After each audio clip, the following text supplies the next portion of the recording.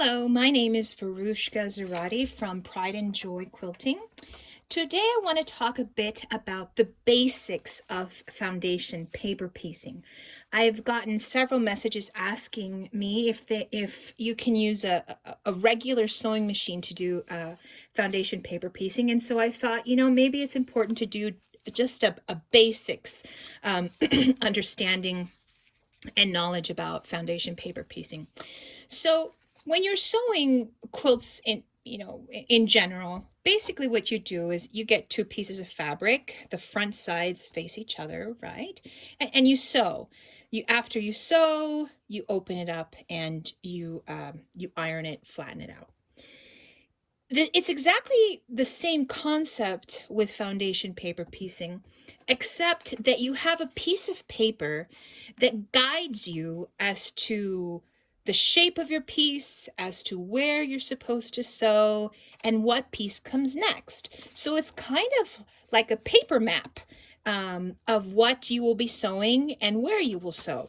So, for example, if in this case I was, just to put the edge together and sew, what it would look like in foundation paper piecing would be, I would put these pieces here, sew, and you would basically have the same thing, the same result. So foundation paper piecing is exactly that. You have a piece of paper that gives you a base, a foundation as to where you will sew and the shape of what you will sew, so that in the end you can produce pieces that are very detailed and are very crisp and a lot of fun.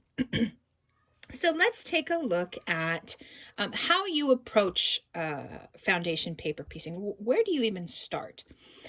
Typically, a pattern will have many of these pieces. Now, some of these pieces are very small, so you'll have maybe a piece that's just like that big, and some are very big. What's really great is it takes the guesswork out of where you need to sew, because these are the sew lines. So you'll end up sewing on actually all of them. All of the straight lines, the black lines, you will end up sewing on. These are sections that will connect to other sections, and these are sections that you will sew to complete this piece. Now, one of the things that is most difficult to understand about FPP, foundation paper piecing, is that you're sewing from the back. So you sew from the back, but the front actually turns out on the bottom side. And at times that can be confusing because you're sewing a mirror, right? So if I'm sewing in this direction from the back, when I actually turn it over, you can see that what was the left tip, when it's finished, it's the right tip. But that doesn't really matter because you're constantly really just working from the back. So as long as you can wrap your mind around, let me concentrate on the back, let me make sure that I'm working from one side, you're really golden. So let's tackle this piece. You will find that in any section there are numbers. Typically it's named. In this case, this piece is named V. And there are numbers, 1, 2, 3, 4, 5. That means there are basically 5 patches you will sew on to this piece of paper. What's really awesome is that you sew according to the number. So the first patch we're going to sew is this one, followed by 2, 3, 4, and 5. These are all sewn the same, and I'll explain that in a bit. The only difference is number 1.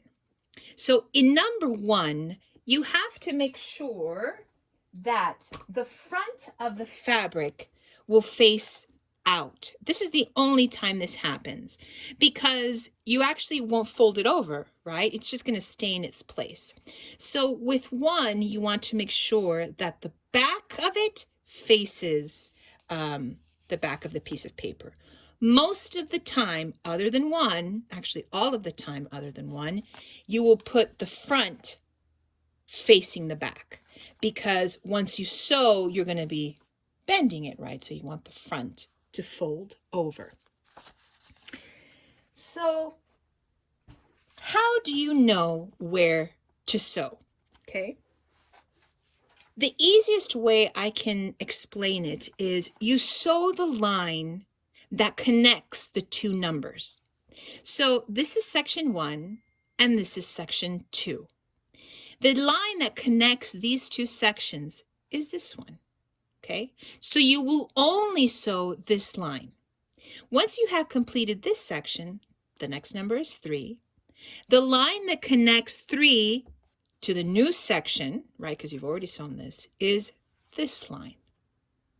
Once you get to section 4, the line that connects section 4 to this piece is this one. And the last section 5, the line that connects section 5 to the rest of the piece is this.